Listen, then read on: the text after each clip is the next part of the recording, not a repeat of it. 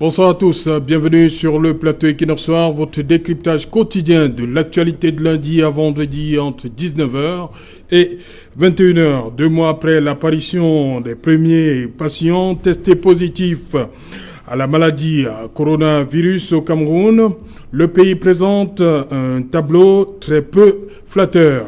À date, selon les chiffres officiels, le pays compte 2910 cas confirmés, 1697 malades ont recouvré la santé, alors que l'on regrette la disparition de 139 malades Covid-19, ce qui représente un taux de létalité de 4,7% contre environ 60% de taux de guérison.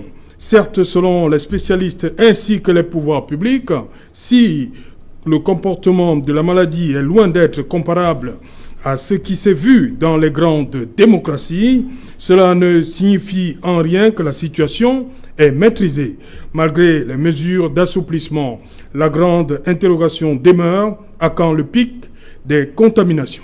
Madame, Monsieur, tout à l'heure à 20h, c'est la grande édition d'information qui vous sera présentée comme tous les vendredis par Nadine Yambou. Tout de suite après, ce sera le débrief du journal et tout de suite, le fait du jour.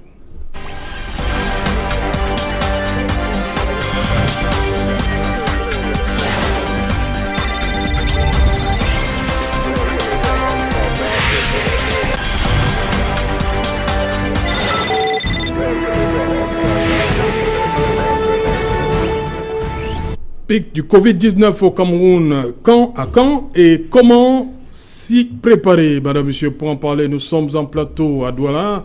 Il est tout seul pour le moment parce qu'il va nous rejoindre après le docteur Tapa Faustin Roger. Mais sur ce plateau, il y avait nous Joseph René Mboutouzé. Bonsoir Joseph René. Bonsoir Serge Alain Outou. Comme d'habitude, très heureux d'être avec vous ce soir, oui, avec tous les spectateurs d'Equinox Soir. Voilà. Joseph René Mboutouzé.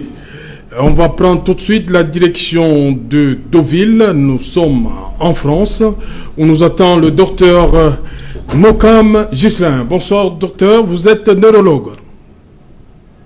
Oui, bonsoir Serge Alain. C'est un plaisir pour moi d'être avec vous ce soir et avec vos téléspectateurs. Un bonsoir particulier aux anciens de la T2 du Tidos. Voilà, la France a commencé lundi dernier, ce qu'on vous appelez là-bas le déconfinement progressif.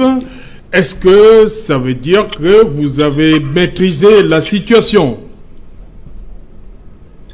Alors, ce qu'il faut bien comprendre, Serge Alain, il faut bien comprendre à quoi sert le confinement. Oui. Parce que tout le monde parle de déconfinement. À quoi sert le confinement? C'est très important de comprendre pour votre téléspectateur. Le confinement a été fait en France, comme dans beaucoup de pays occidentaux, pour réguler l'accès en réanimation. En France, en début de mois de février, on n'avait que 5000 lits de réanimation. Donc on imaginait que s'il y avait plus de 7000 patients qui étaient en réanimation, on ne pouvait pas gérer. Des pays comme l'Allemagne, il y avait 25 000 lits de réanimation. Donc du coup, depuis la semaine dernière, on est à 4000 patients en réanimation en France. Raison pour laquelle on a diminué, on a pu lever le confinement. Parce qu'il faut comprendre que le confinement ne veut pas dire que le virus ne va pas continuer à faire son chemin. Le déconfinement veut dire que les gens sont infectés, mais le confinement, c'est pour réguler. Il n'y a pas trop de gens infectés en même temps. Et là, donc, depuis le 11 mai, donc depuis lundi, on est en phase de déconfinement. Les gens continuent d'être infectés, mais vous voyez que le taux de contamination est réduit, le taux de mortalité aussi. Et ça, c'est aussi valable même pour le Cameroun. La semaine dernière, je sais que bon, c'était pas une erreur de déconfiner le Cameroun, parce qu'il faut bien comprendre que chaque pays doit avoir une politique de santé qui est adaptée à sa situation. Le problème du Cameroun, si on parle de confinement, on n'a pas assez de lits de réanimation. Et en plus, il faut noter, c'est que la population camerounaise est une population jeune. Le coronavirus, ceux qui vont surtout décéder, c'est des personnes, c'est en France, 75% des gens décédés avaient 75 ans. 75% des gens avaient 75 ans. Donc, et au Cameroun, on a une population jeune avec l'âge médian de 19 ans. Donc, si on va empêcher la femme Bayam Salam qui fait son poisson, peut-être envoyer son enfant l'année prochaine à l'école, avec le confinement, ça ne pouvait pas marcher. Donc c'est pour cette raison, une fois de plus, parce que bon, j'ai eu du retour par rapport à ce que j'ai dit la semaine dernière, c'est normal que l'activité continue, mais que les gens essayent de continuer les mesures barrières, parce que quand même, il ne faut pas dire la maladie, les mesures barrières, les masques, et que les personnes surtout âgées, donc les personnes de 65 ans, évitent de trop sortir, évitent d'aller dans les endroits pour se faire contaminer, et les autres, que l'activité continue. Voilà. Donc, je pense qu'on aura l'occasion de revenir là-dessus, mais c'est vraiment important de comprendre pourquoi le confinement et pourquoi le déconfinement. Ici en France, tout se passe bien, puisque même s'il y a des nouveaux cas, les cellules de réanimation peuvent gérer, et il faut en plus, je rappelle toujours que 85% des gens contaminés par le coronavirus, par le Covid-19, guérissent spontanément. Donc, c'est pas aussi grave qu'on peut le présenter, mais il faut éviter les personnes de plus de 65 ans, les personnes qui ont le diabète, l'hypertension, le VIH qui s'est contaminé. Voilà ce que je peux dire un peu là-dessus. On reviendra certainement là-dessus. Voilà, docteur Nokam, vous avez parlé de l'extrême jeunesse de la population camerounaise. Ça qui explique, selon vous, ce faible taux de létalité, 4,7%? Effectivement, là vous l'avez dit au début de l'émission, au Cameroun, on a à peu près 3000 contaminés. On a à peu près 3000 contaminés sur les gens testés, bien sûr. Et sur les 3000 contaminés, je pense qu'on va être à 139 décès. Donc on a un taux très faible. Effectivement, c'est comme je vous l'avais déjà dit dans la première émission, le Covid-19, ça touche ceux qui ont décédé, c'est sur les personnes âgées. Au Cameroun, on a d'autres problèmes, on décède avant. Pour d'autres problèmes qu'on pourra avoir l'occasion d'en discuter. La population camerounaise, l'âge médian au Cameroun, c'est 18 ans. Ça veut dire quoi? Ça veut dire que 50% de la population camerounaise a moins de 18 ans. Et l'âge moyen est de 19 ans. Donc c'est une population jeune. Donc très peu de gens, effectivement, vont décéder de coronavirus au Cameroun. Alors qu'en France, on a eu 27 000 décès. 27 000 décès. L'âge moyen, l'âge médian en France est de 42 ans. Avec l'espérance de vie en France qui est beaucoup plus élevée qu'au Cameroun. Donc, vous comprenez que s'il fallait notre politique de santé doit être centrée sur nos vrais problèmes qui sont la mortalité infantile qui touche 49% le taux de mortalité infantile.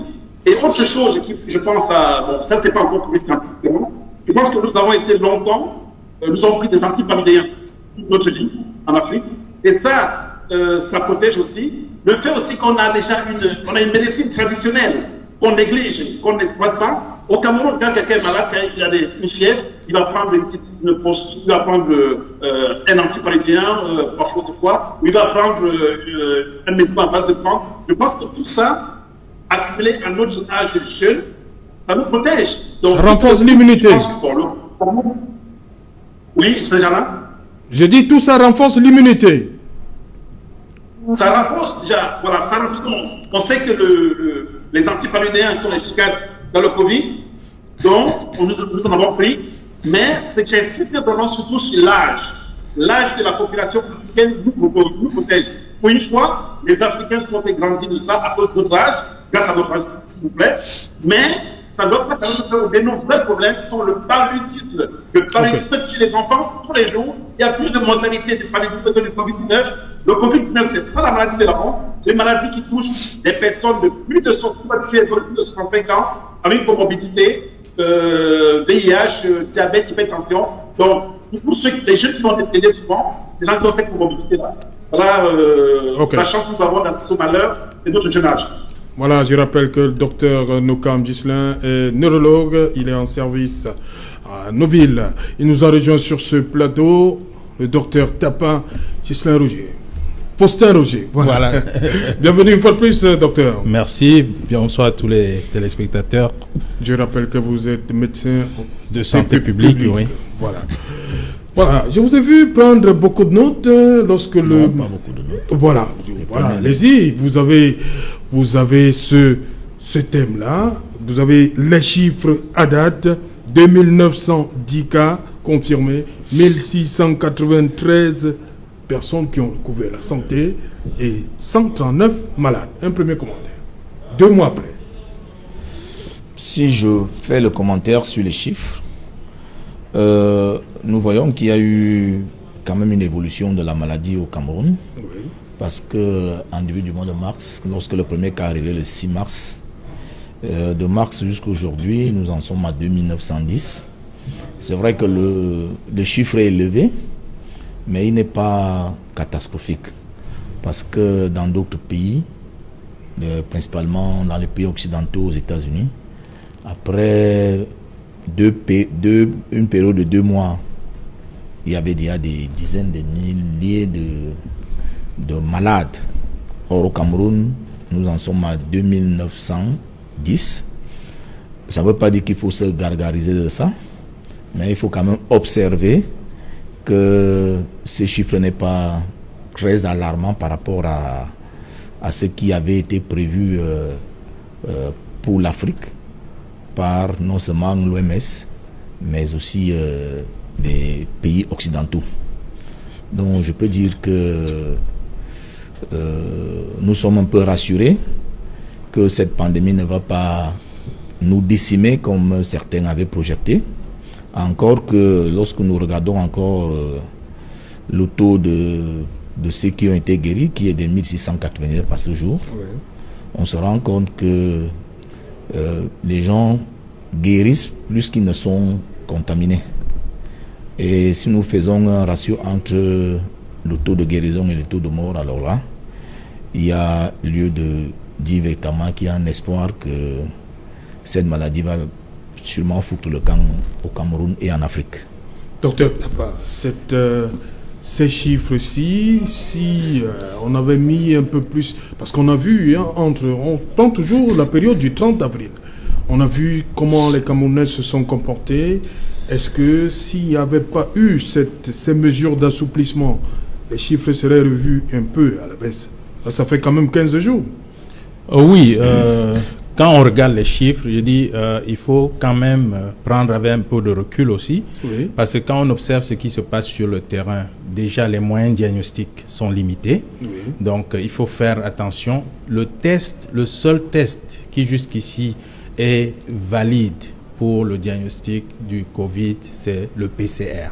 Le PCR qui, par ailleurs, a 30% de faux positifs. Donc, il faut bien le noter. Ça, c'est des informations de base que les gens devaient connaître pour savoir comment on approche les chiffres. Ça a 30% de faux positifs. Et il faut confirmer les positivités. Ça veut dire, en clair, quoi? Les chiffres qu'on a sont des chiffres relatifs. C'est-à-dire qu'à un certain pourcentage, après, il faut faire attention à leur considération.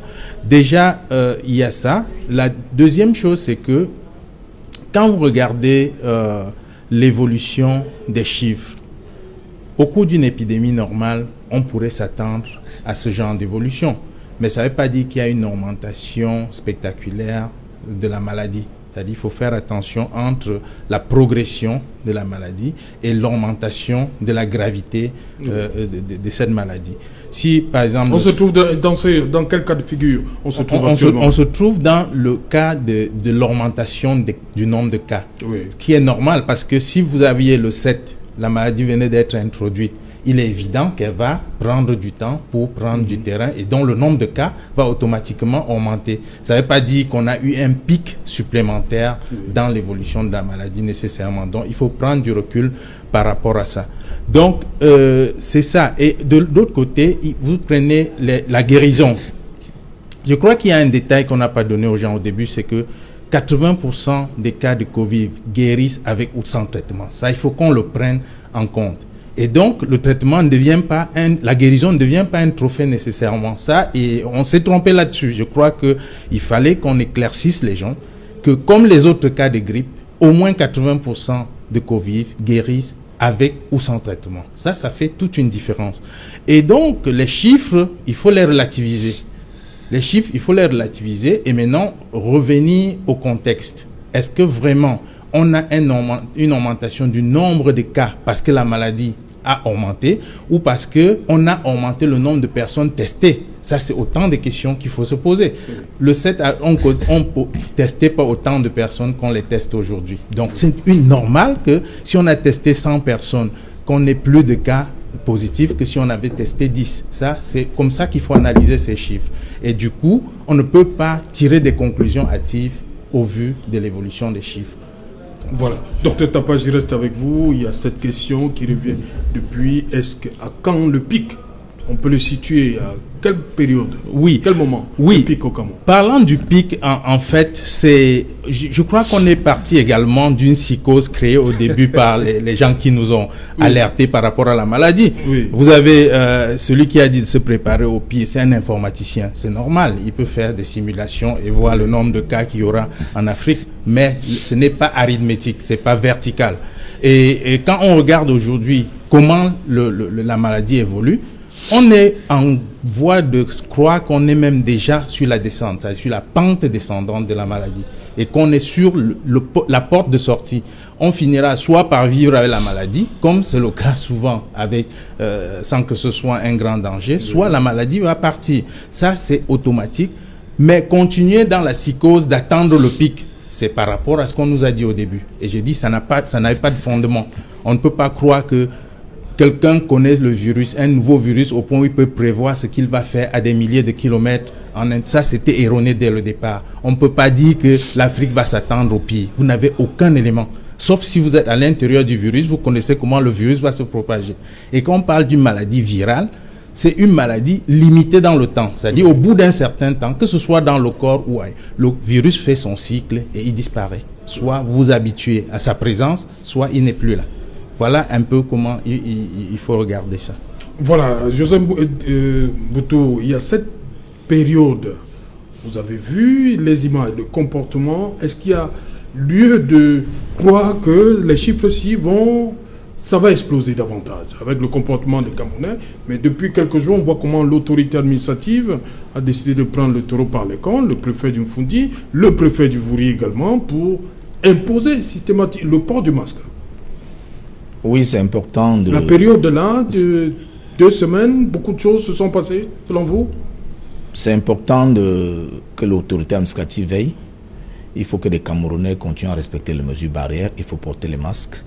Merci, un professeur de microbiologie américain, Dusenberry, disait à l'époque que, je ne vais pas dire mot à mot, je vais traduire sa pensée. Il disait, la plupart des maladies que nous avons ne viennent pas forcément du fait de la présence des germes pathogènes dans notre environnement. Ça vient davantage de l'incapacité de nos organismes à s'adapter à l'environnement.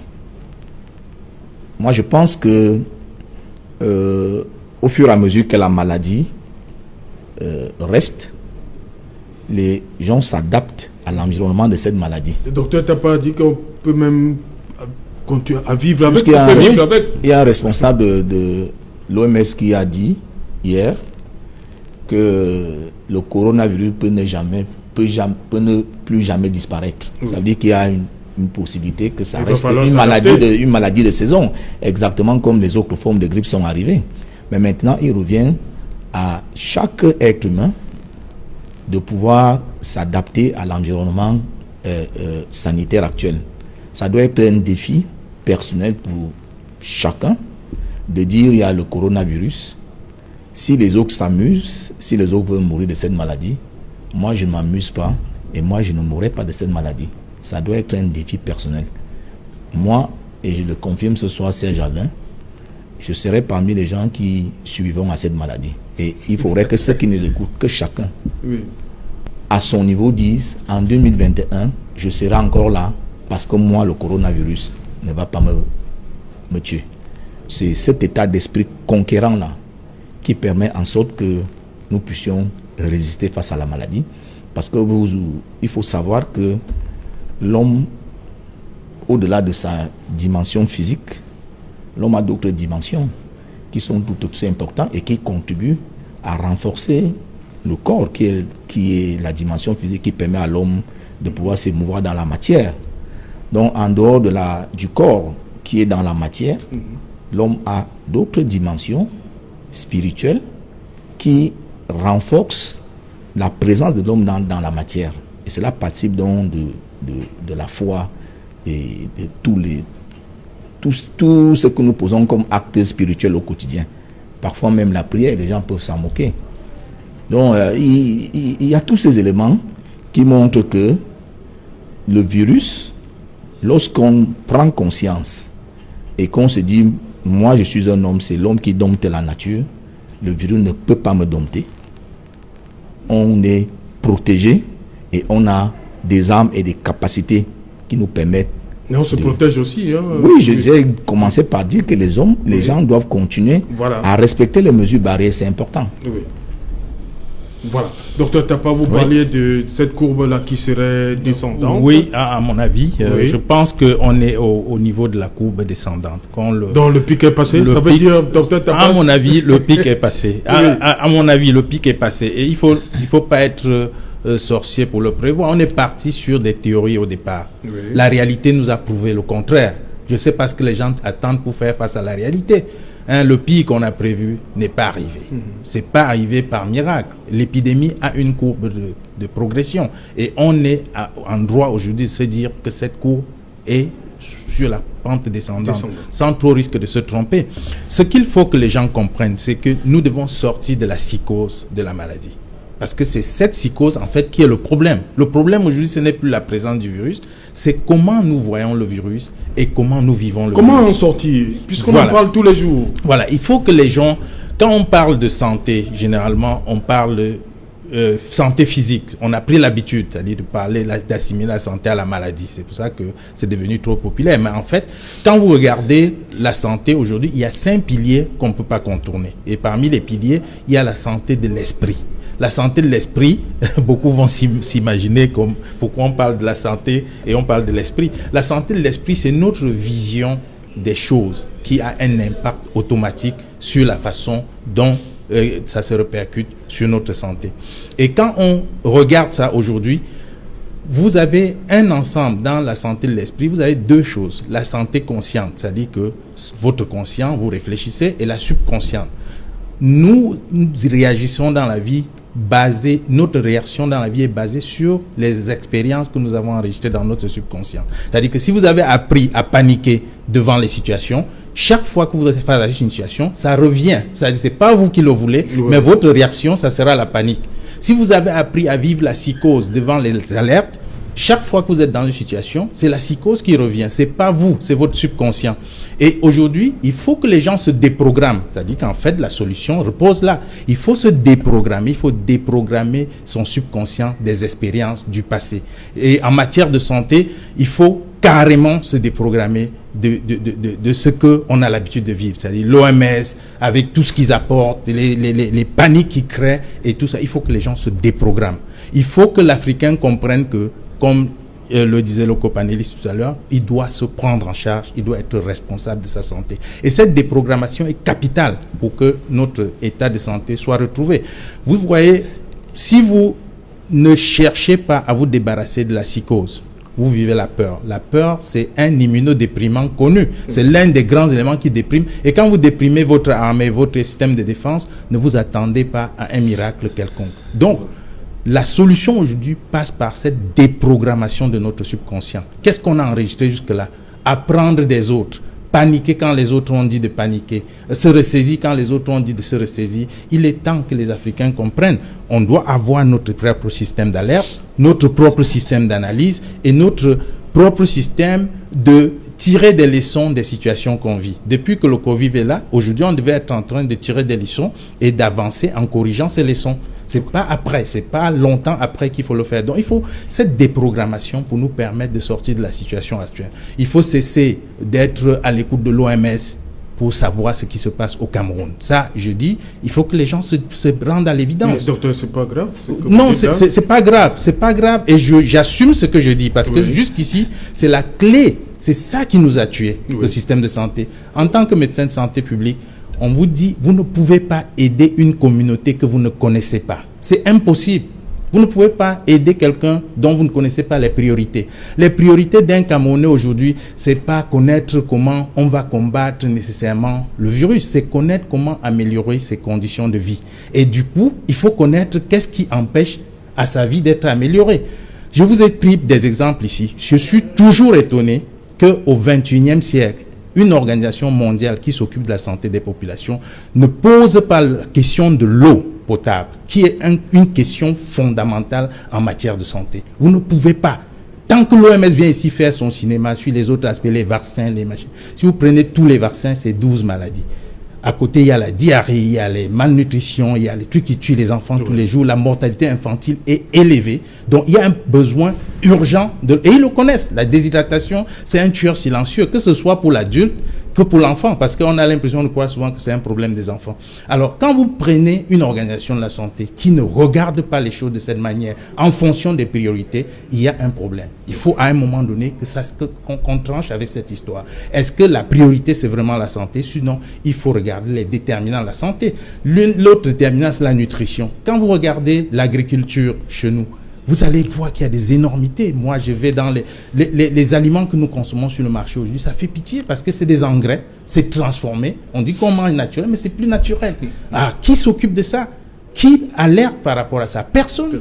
Et ça, c'est le travail de l'organisation de la santé. Si vous vous occupez de la santé de la population, vous vous occupez de ce qu'ils boivent, 2, vous vous occupez de ce qu'ils mangent, et 3, vous vous occupez de comment ils se comportent. Et ça, vous avez vu, le déconfinement s'est passé sans problème.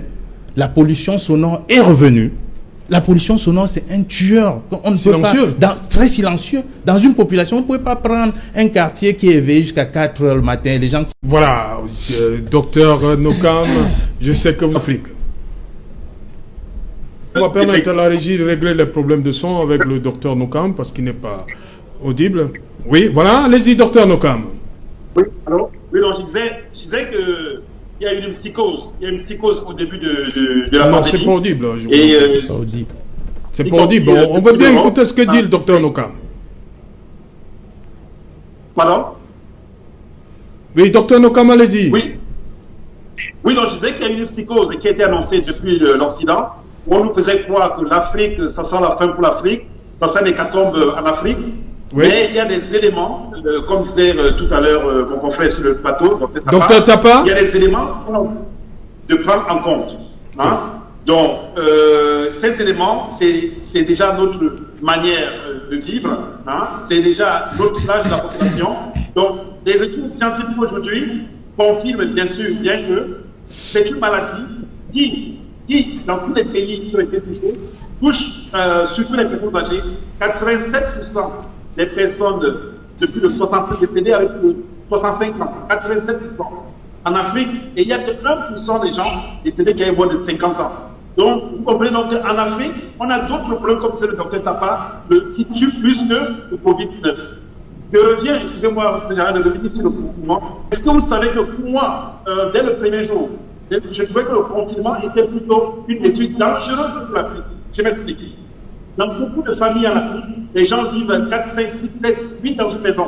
Il n'y a pas de l'eau potable. Ils n'ont pas de frigo chez eux.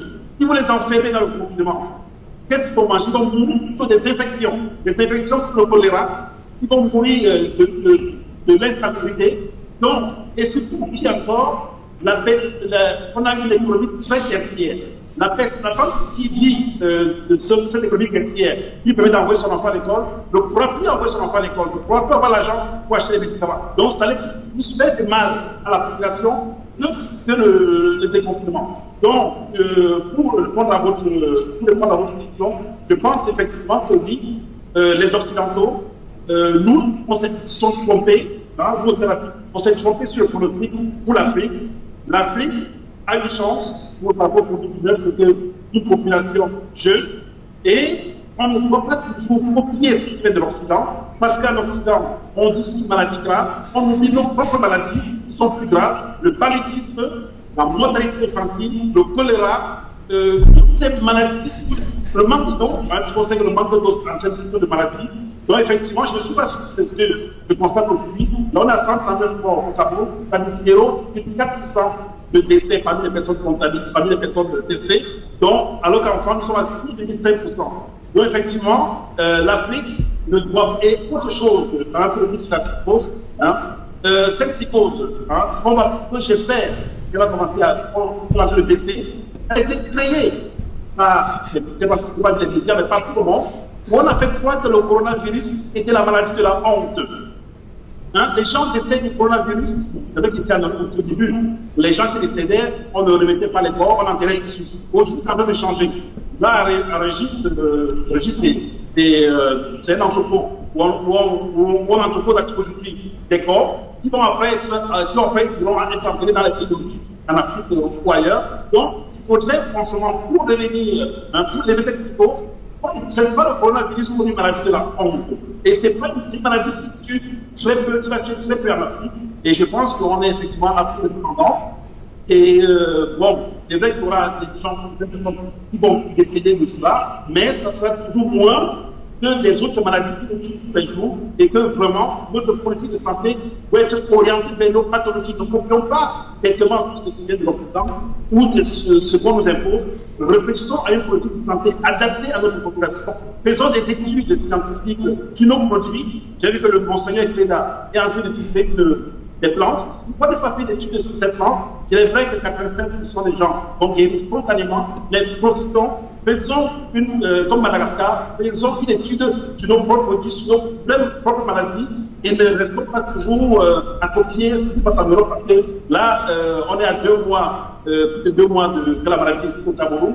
On n'a toujours pas atteint le pourcentage de décès en Occident, donc ça veut dire quelque part qu'on a donné un peu de tort à ce qui était estimé, parce que nous sommes différents, notre manière de vivre, notre population est différente des autres populations par rapport à notre âge, par rapport à nos antécédents infectieux, par rapport au traitement que nous avons par le passé. Donc voilà, je pense que c'est une bonne chose. Nous sommes une médecine africaine, je dirais même une médecine camerounaise. Ils ont des très grands chercheurs camerounais, les copains médecins au Cameroun qui font de très bonne médecine, qui font des recherches. Profitons, travaillons avec eux, et vous allez voir que nous allons faire beaucoup de choses parce que le Cameroun est très ingénieux.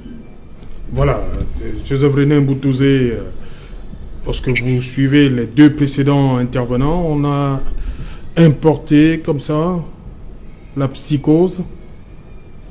Oui. Pour l'installer chez nous. Oui, c'est exact. Vous savez, lorsque l'Occident panique, c'est tout le monde entier qui panique. Et vous voyez, nous avions l'habitude dans nos pays de regarder plus les chaînes de télévision d'ailleurs que nos propres chaînes de télévision. Oui. Nous avions plus confiance à ce que disent les influenceurs d'opinion d'ailleurs. Oui. Nous avions plus confiance à tout ce qui est fait ailleurs, dont le Made in Afrique, le Made in Cameroun est totalement délaissé à tous les niveaux. C'est une psychose qui a véritablement été importée et qui s'est installée. Mais je pense que après le 30 avril, oui. On a beau critiquer la mesure qui a demandé... Donc le gouvernement a eu raison d'assouplir. Je ne peux pas, vous savez, les actions publiques, oui. On ne peut pas les évaluer à court terme. Oui. On évalue toujours l'action publique à partir du moyen terme. Oui. Lorsqu'on commence à observer les effets. Or, maintenant, après une décision qui ne dure que depuis 1 mois, oui. On ne peut pas véritablement encore observer les effets. Donc, 2 semaines même, hein, c'était le 30 voilà, avril. 2 semaines, le 30 avril. Vous voyez, donc on ne peut pas encore observer les effets. Est-ce que les effets sont positifs? Est-ce que les effets sont négatifs? Donc on ne peut pas apporter un jugement crédible là maintenant. Et c'est comme ça avec toutes les actions publiques qu'il faut donner un peu de temps pour aller dans l'environnement et regarder les effets. Mais ça a quand même aidé à dégrammatiser. Oui. Parce qu'il y avait une forme grammatique de la chose qui ne permettait pas aux esprits des Camerounais de bien accueillir la maladie. Parce que je disais tantôt que l'esprit a un rôle important pour le maintien du corps physique. Vous savez, il peut arriver que quelque chose qui vous touche sur le plan émotionnel affecte le physique de façon visible. Si par exemple on vient vous annoncer une mauvaise nouvelle là, on ne vous a pas tapé dessus. Oui. C'est quelque chose, c'est une information qui a secoué votre siège émotionnel et directement on va voir le corps physique réagir à travers les larmes. Vous voyez, donc ça veut dire qu'il y a toujours une forte relation entre les autres parties immatérielles de l'homme. Il y a des gens qui n'acceptent pas que l'homme a des parties immatérielles, pourtant c'est une réalité, entre les autres parties immatérielles de l'homme et le corps physique qui est juste la partie de l'homme qui s'émeut dans la matière. Donc c'est très important de soigner les esprits. Vous savez que l'une des causes de mortalité dans le monde entier, c'est des maladies qui sont dues au stress. Est-ce que les maladies qui sont dues au stress sont l'œuvre des microbes? Non, pas du tout. Voilà, ça veut dire que vous vous mettez dans une situation où vous délaissez totalement votre corps physique avec des pensées négatives et il finit par être affecté par ces pensées négatives et disparaître. Donc c'est des problématiques qu'il faut aborder, certes sur le plan scientifique, mais aussi c'est des causeries éducatives que des gens doivent avoir dans les communautés pour que des gens puissent comprendre que leur attitude face à l'environnement est déterminante pour le maintien de leur corps en bonne santé. C'est très important, Saint-Germain. Docteur Tapa, on a suivi le docteur Nokam. Est-ce que le mode, c'est-à-dire le confinement des populations, comme on l'a vu dans les démocraties occidentales, est-ce que ça pouvait marcher au Cameroun? Très difficile. Très difficilement ça pouvait marcher pour plusieurs raisons. Je crois que les populations occidentales n'apprennent pas à confiner quand il y a une crise. C'est-à-dire que c'est une question de culture. On apprend à se mettre ensemble, à obéir à des mots d'ordre avant même que le problème ne se pose. C'est un problème de culture et un problème de responsabilité individuelle et collective. Vous prenez le cas d'ici, par exemple. Quand vous dites que vous allez confiner des populations dont la majorité vit sur ce que je peux appeler vulgairement Bayamselam, c'est-à-dire ils sortent le matin, ils vendent leurs trucs et ils peuvent acheter les autres. Vivre au jour le jour. Vivre au jour le jour. Vous dites que vous allez les confiner, c'est raté d'avance. Quand vous prenez une population que vous allez confiner sans se demander comment ils vont manger, comment ils vont payer leurs factures, comment ils vont faire, c'est perdu d'avance. Vous serez obligé de réprimander les gens sans raison parce qu'en fait, ils seront obligés de survivre. Donc, le confinement, en fait, c'était pas une bonne approche, mais compte tenu de la condition spécifique du virus qu'on vivait, c'était nécessaire quand même de contenir les gens pendant un certain temps. Ça, c'était nécessaire pendant un certain temps. C'est comme le stress. Quand ça dure, ça devient mauvais. Mais quand c'est court, ça peut réparer quelque chose. Donc, confiner les gens pour une période raisonnable, c'était nécessaire. Et le problème aujourd'hui, c'est pas tellement le déconfinement, c'est qu'on a déconfiné sans tirer des leçons du déconfinement. Je prends un exemple bête, c'est que autant on va attendre pour voir les effets, autant il y a des résolutions qu'on pouvait tirer. Par exemple, on s'est rendu compte que les gens à 18h rentraient chez eux. C'est déjà bien. Hein? On pouvait ouvrir les bars en disant, OK, jusqu'à 22h cette fois, quand même. Hein? On pouvait, voilà une leçon tirée. Parce que ça a fait du bien aux gens. Les gens ont repris à vivre normalement. On peut profiter pour les régler. Ça, c'était quelque chose qu'on a raté à ce niveau. Oui, on pouvait dire 20h, vous rentrez en famille comme d'habitude, mais désormais, vous pouvez de 18h à 20h profiter comme avant de vos loisirs. Ça, c'est quelque chose que je trouve qu'on a raté. La pollution sonore, c'est-à-dire que la musique qui tape partout, dans la nuit et partout, on pouvait dire à partir maintenant de peut-être 19h, 20h, il n'y a plus de musique qui tonne dans ça permet aux gens de récupérer un mode de vie. Une population productive a besoin des conditions productives. L'une des conditions productives, c'est le sommeil. Si vous ne dormez pas, vous ne pouvez pas être productif. C'est impossible. Le corps est ainsi fait et il a ses exigences. Donc, on pouvait profiter pour régler ne serait-ce que ces petits aspects en déconfinant les gens. C'est ça qu'on déplore. Maintenant, OK, on a déconfiné. Ce n'est pas tard. Il est temps maintenant de se mettre au travail et de corriger progressivement les petits aspects qui empêchent à la société, effectivement, de fonctionner. Docteur Tapa, je reste avec vous pour quelques minutes avant qu'on aille en France. Depuis le 30 avril, avec ces mesures d'assouplissement, et depuis quelques jours, on constate, à partir du 30 avril, on a vu un relâchement des mesures barrières, et depuis quelques jours, des autorités administratives ont décidé de prendre le taureau par les cornes, le préfet. On va toujours citer le préfet du Vouri, le préfet du Fundi, voilà. Tous insistent sur le port obligatoire du masque. Oui, le port obligatoire. On peut tout faire, comme vous avez parlé de pollution sonore, mais c'est le masque qui est l'élément, qui est la barrière principale. Qui est la barrière principale. Ce qu'il faut préciser, c'est que le masque, il est important. Oui. On dit que le virus n'est pas airborne. Donc, le virus n'est pas dans l'air, il ne circule pas dans le vent comme on peut croire. Oui. Mais les gouttelettes de la personne contaminée peuvent contaminer les autres. Oui. Donc, on peut porter le masque dans les milieux. Donc, pour le personnel santé, c'est évident qu'ils sont au contact des malades. Dans les milieux, par exemple dans le taxi, vous devez porter votre masque. Mais il faut limiter aussi le port de masque parce que vous ne pouvez pas porter un masque continuellement pendant 8 heures, pendant 6 heures comme les gens ont tendance à le faire. Ça crée d'autres problèmes. Le fait de recycler le gaz carbonique que vous rejetez, c'est un problème parce qu'à la fin, vous respirez l'oxyde de carbone qui crée l'hypoxie, c'est-à-dire la baisse du taux d'oxygène. Donc voilà un autre problème. Voilà un autre problème qui peut dérouler du port du masque continu. Donc c'est des détails, il faut éduquer les gens par rapport à l'intérêt du port du masque. D'un, c'est nécessaire. Oui. Deux, il faut aussi qu'ils sachent limiter parce que de plus en plus, si vous regardez dans les voitures, les gens sont dans les voitures avec le masque, ils sont seuls mais ils ont le masque. Ça n'a pas de justification parce que ce n'est pas un virus qui est dans le vent pour que vous n'êtes qu'en contact. Ça ne peut être qu'en contact de quelqu'un qui vous passe ses gouttelettes ou machin. Et ça, ce n'est pas... c'est connu, le virus, c'est une particule inerte. Ce n'est pas une particule vivante qui se balade dans la nature. M. Bouteau, vous voulez réagir avant qu'on aille en France? Oui, je voulais dire qu'en réalité, il n'y a même pas eu confinement au Cameroun. Oui, il n'y a pas eu. On a juste pris la mesure de fermeture des restaurants, des bars, des débits de boissons après 18 heures. Je ne sais pas si c'est que les gens ont qualifié de confinement. Et puis, ce n'est que cette mesure, d'ailleurs, sur les 13 mesures qui a été la plus célèbre, et lorsque le gouvernement a apporté non seulement des mesures additionnelles, mais aussi des appuis, mesures de soutien, ce n'est que une fois de plus la mesure de levée, de fermeture des bars à 18 heures qui a ébranlé l'opinion au point où on a dit on n'est plus déconfinement. Or, le confinement était une organisation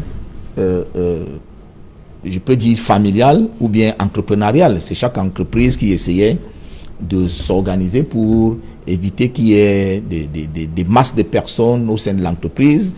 Ou alors dans les maisons, on essayait de se discipliner pour ne pas aller dehors n'importe comment.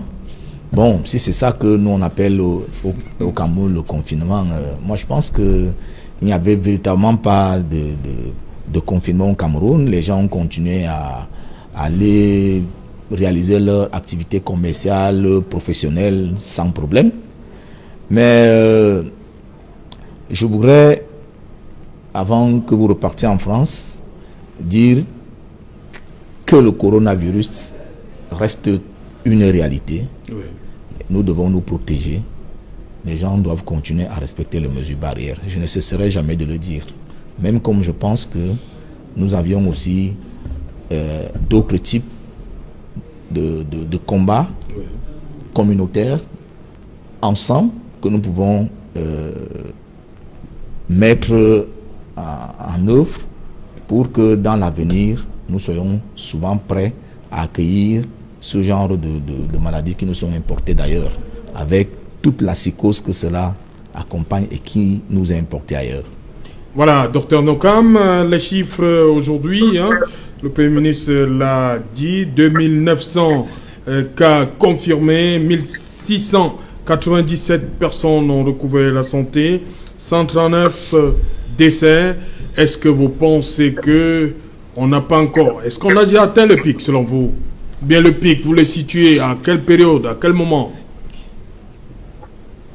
Oui, je pense que... Parce que on parlait peut-être par rapport à la France a fait 2 à 3 semaines d'avance par rapport au Cameroun. Et les premiers cas au Cameroun, je pense, c'est mi-mars, je crois, si je ne me trompe pas. Et donc, quand ça a atteint le pic, depuis déjà plusieurs semaines, où il y a moins de patients qui arrivent en réanimation, moins de décès chaque jour. Mais je pense qu'au Cameroun, on aurait une situation différente. C'est-à-dire, on pourrait avoir une montre qui va durer sur plusieurs semaines, voire plusieurs mois, avec très peu, comme on le constate très peu de patients qui vont toujours continuer à être contaminés. On n'aura pas des pics, comme on a eu un pic en cloche, un pic, et après, dans les deux sens. Je pense qu'au Cameroun, il faut qu'on s'attende. Il faut qu'on sache qu'on va vivre, on va maintenant vivre avec cette maladie. Ça ne veut pas dire qu'on aura toujours des infectés. Même peut-être en décembre, on aura toujours des cas. On ne sait pas encore si c'est vraiment une maladie saisonnière. Donc, si ça l'était, chez nous, on a presque le même temps, il n'y a pas d'hiver chez nous. Donc, je pense qu'on aura en permanence des cas. Raison pour laquelle le masque, pour ma part, devait entrer dans nos habitudes de vie. Parce que, comme je vous l'ai dit, pensons à nos aînés qui ont plus de 65 ans, et 87% des décès en France. Donc, je suppose qu'au Cameroun, c'est un peu le cas. Donc, le fait de mettre le masque, c'est d'éviter, pour éviter de contaminer ceux-là. Parce que la plupart de la population aura certainement le virus. 85% ne vont pas développer la maladie, mais seront contagieux. Donc, pour moi, je pense que le pic, on l'atteint, et je pense qu'on aura toujours des cas. Et là, on est à 100%. Non, on regarde depuis le début de la maladie jusqu'aujourd'hui, on n'a jamais eu, comme en France, où on a eu des pics, des décès, et des jours, on a eu 400 décès par jour en France. Ça, au Cameroun, on a des décès un peu tous les jours, mais très peu. Et je pense que ça va continuer comme ça. Mais pour éviter cela, mettons les masques pour éviter de contaminer les anciens, protégeons-nous, et que les autres, tous ceux qui ont les comorbidités, ils se confinent eux-mêmes. N'allons pas, une fois de plus, dans les villages vers les personnes âgées, vers nos anciens, parce que beaucoup de gens sont contaminés et que notre courbe sera différente de la courbe de la France. Un peu comme on a vu, je crois que c'est un peu dessus, on a vu une courbe qui était différente de la courbe française et espagnole, italienne. Il n'y aura pas vraiment de véritable pic, ça sera une courbe très différente de ce qu'on observe en Occident. Voilà, docteur Tapin, vous l'avez dit, on peut aussi continuer à vivre avec cette maladie. Donc il faut forcément intégrer aussi le port du masque, comme on le voit dans certains dragons d'Asie. Oui, il faut intégrer le port de masque. Ce que je disais tantôt, c'est qu'il faut nuancer le port du masque. Oui. Les gens devaient comprendre que ça peut entraîner aussi d'autres problèmes. Oui. Et c'est ce qu'on est en train d'observer malheureusement. Les gens peuvent porter ça de façon très continuelle et bientôt ça sera un autre problème. Il faut comprendre que c'est pour protéger les autres et vous protéger. Donc, dans les milieux où il y a des gens, où vous êtes plusieurs, c'est nécessaire. Mais quand vous êtes vraiment dans un milieu relax, où vous n'avez pas besoin de masque, comme dans la voiture, vous n'avez pas besoin d'être seul dans la voiture et porter un masque. Donc, il faut que les gens comprennent qu'on peut nuancer. Par contre, le personnel hospitalier qui est en contact avec des gens malades tout le temps doivent porter leur masque dans le but de les protéger ou de se protéger également. Ok. Voilà, Joseph René Mboutou, le masque, il doit rentrer dans nos habitudes. On risque d'intégrer ça finalement. Il doit rentrer dans nos habitudes. Il est même déjà dans nos habitudes. Mais Serge Alain, je pense... lorsque vous regardez, vous faites un tour là, il a fallu que des préfets se mettent, sortent pour que les gens recommencent à mettre les masques. Mais il y a des... Les masques on a tombé les masques après le 30 avril. Je crois qu'il y a quand même une forte activité autour de la distribution des masques. Oui.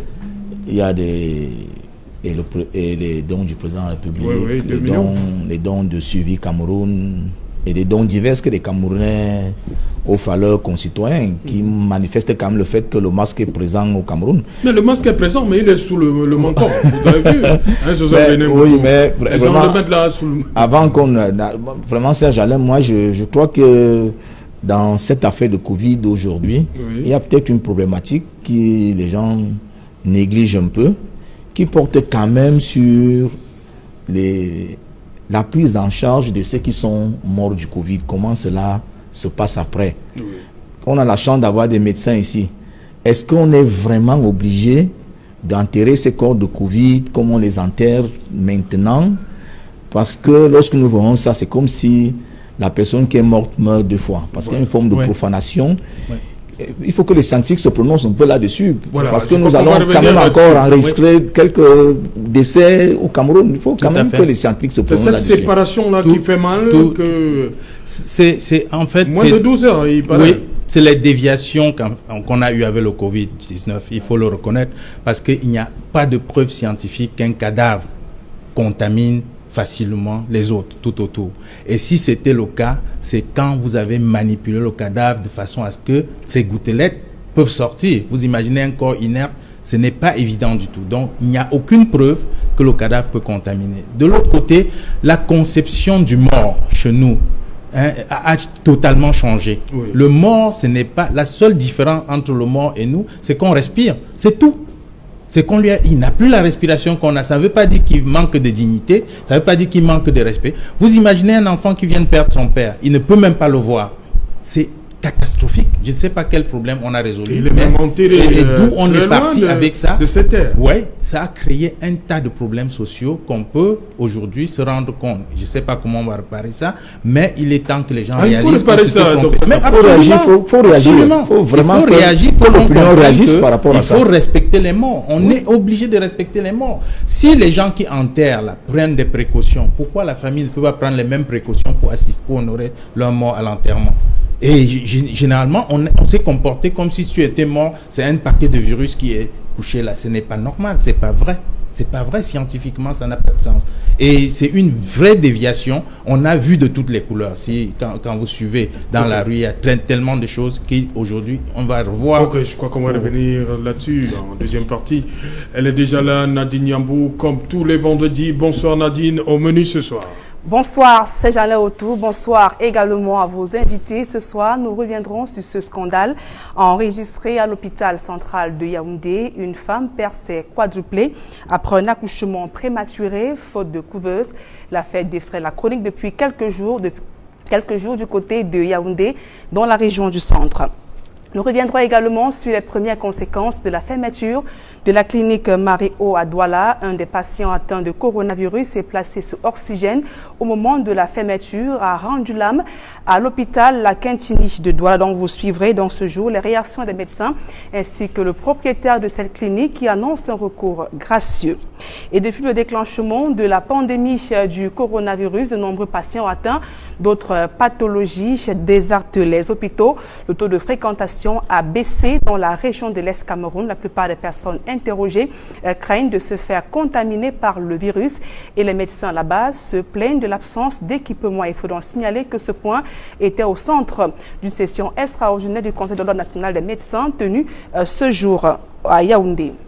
Et sur l'affaire Atangana Manda, RFI réaffirme son soutien à Alain Foka et dénonce des insinuations à caractère ethnique proférées par ce cadre en service au ministère de la Communication, Serge Alain Autou.